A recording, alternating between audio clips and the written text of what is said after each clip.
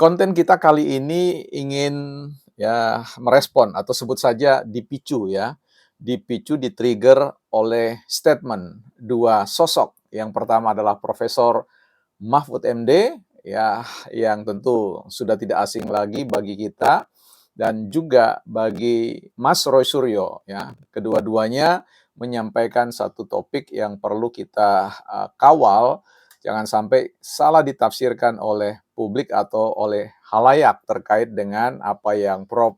Mahfud MD katakan bahwa publik memiliki hak ya terhadap informasi ya dalam bicara tentang Undang-Undang Keterbukaan Informasi sebagaimana yang diklaim oleh Mas Roy Suryo sebagai orang yang membuat undang-undang tersebut ya.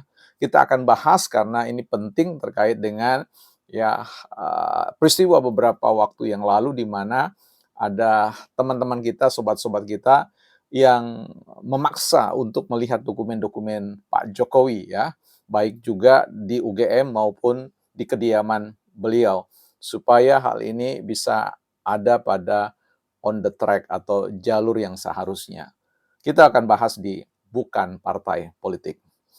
Teman-teman, selamat datang di channel Bukan Partai Politik. Ini ruang publik ya, ruang kita bersama, tempat kita sama-sama belajar ya, meninggikan kemampuan kita berargumentasi, berolah nalar, ya tidak penting ya sedangkal apa atau sedang setipis apa kemampuan kita di dalam berargumentasi, selemah apa di dalam kita mencoba untuk menumbuhkan potensi kekuatan terbesar di dalam memaknai, menanggapi, merespon berbagai macam dinamika kepublikan yang artinya menyangkut tentang masa depan kita bersama ya.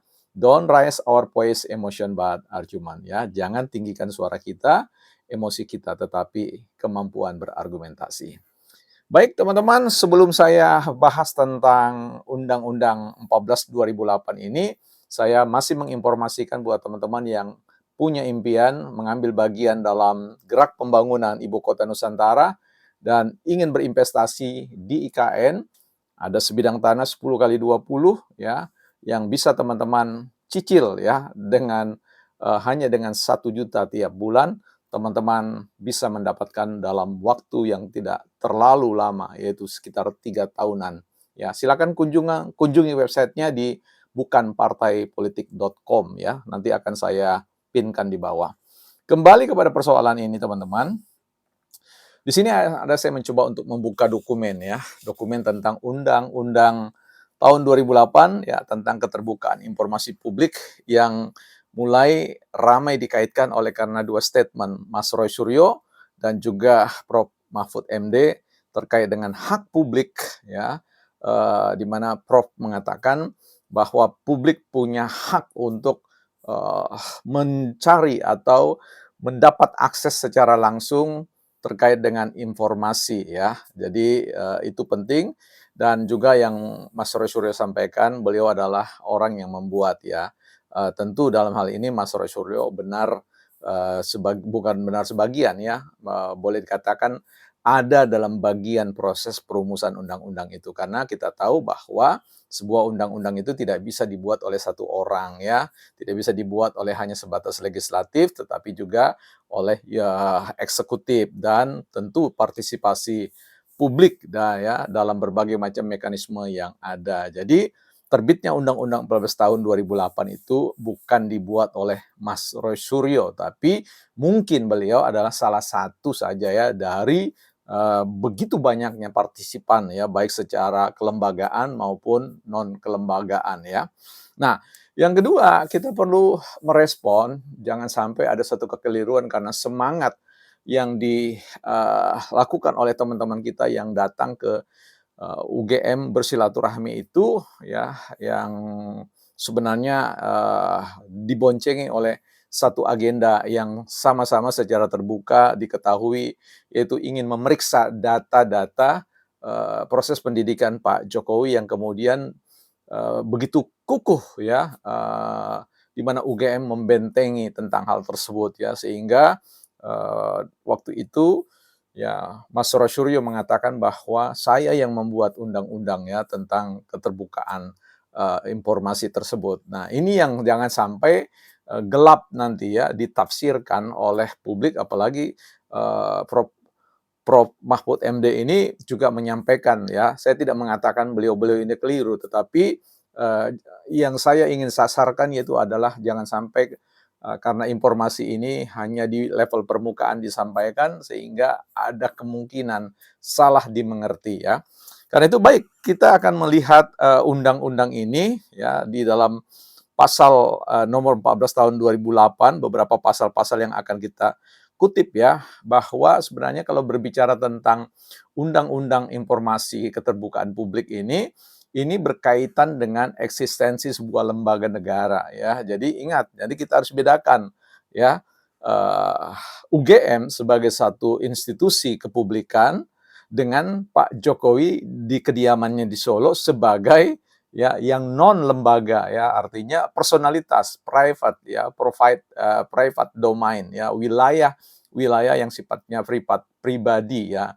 Ini apakah kemudian itu berkaitan dengan persoalan undang-undang keterbukaan informasi? Saya kira jelas no ya. Jadi kalau kita berbicara tentang undang-undang keterbukaan publik itu kita tidak berbicara tentang adanya kewajiban keharusan ya seseorang ya didatangi oleh siapa saja sesuka hati untuk kemudian memeriksa data-data yang berkaitan dengan urusan-urusan personalitas, persoalan pribadi ya. Jadi apa yang dilakukan disampaikan oleh Pak Jokowi bahwa beliau tidak berkenan ya untuk menyampaikan itu adalah hak pribadi Pak Jokowi yang dilindungi oleh undang-undang ya.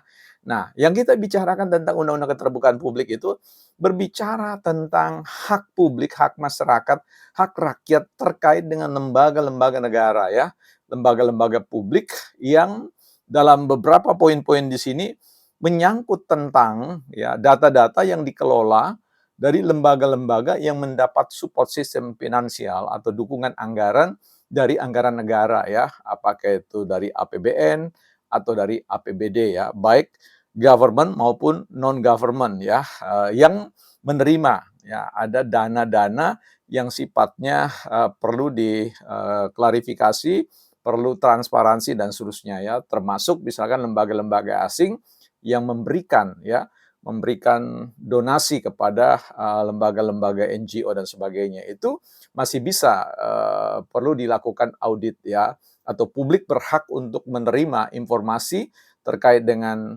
kinerja, proses kerja, aktivitas sebuah kelembagaan itu.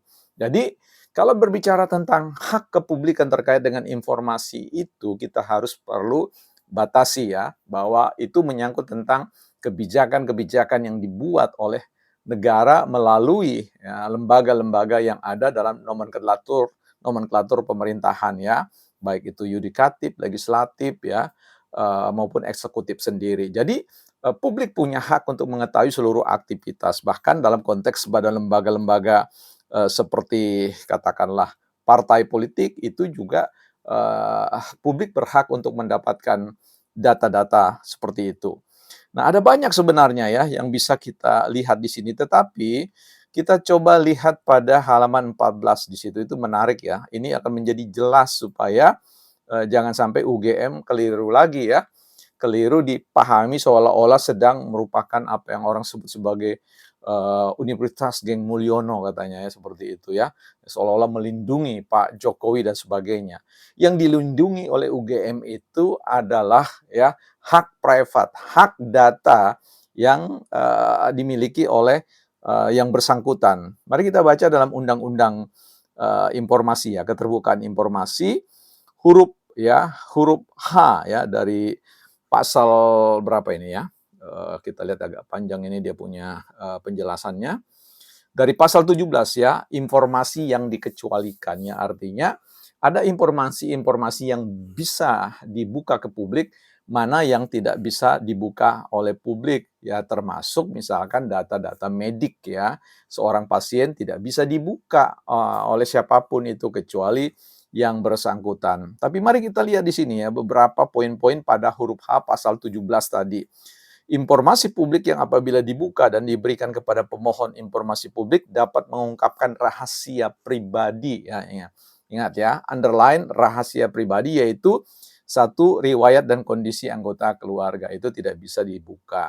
Kemudian riwayat kondisi dan perawatan, pengobatan kesehatan fisik, psikis seseorang ya. Jadi kondisi-kondisi seperti itu ya, misalkan dari bidang medis dan seterusnya. Kemudian kondisi keuangan, aset, pendapatan, dan rekening bank seseorang itu hak privasi yang tidak bisa dibuka kepada publik ya. Nah, kemudian ini yang menjadi penting ya, poin 4, hasil-hasil evaluasi sehubungan dengan kapabilitas, intelektualitas, dan rekomendasi kemampuan seseorang dan atau ya catatan yang menyangkut pribadi seseorang yang berkaitan dengan kegiatan satuan pendidikan formal dan satuan pendidikan non formal.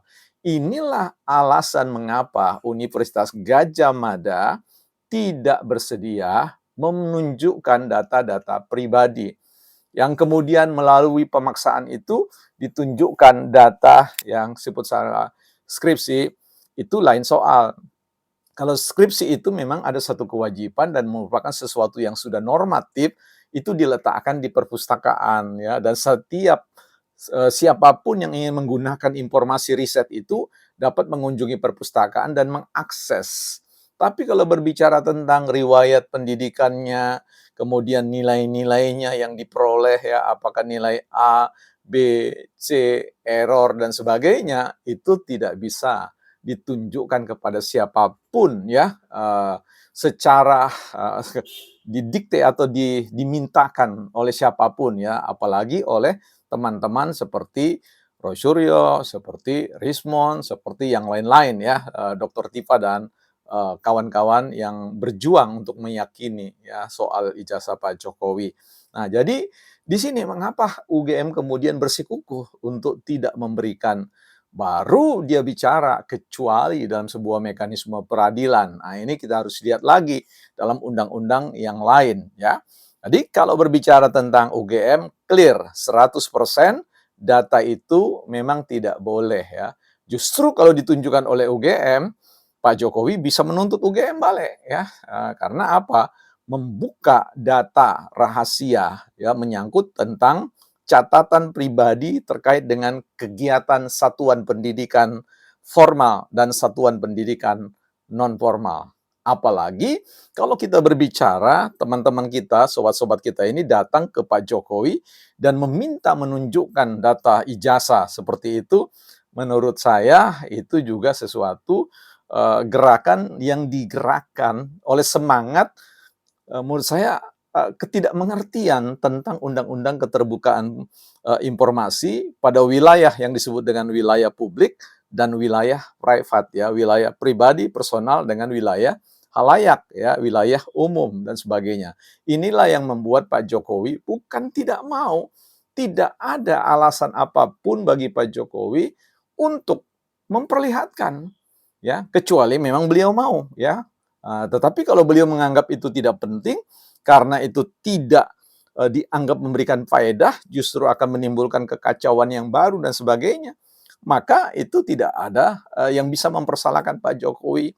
Nah, apalagi kemudian Pak Jokowi berbaik hati ya menunjukkan itu ijazah SD, SMP, SMA sampai S1 ya kepada para wartawan walaupun ada pemberlakuan-pemberlakuan tertentu. Ya itu juga haknya Pak Jokowi.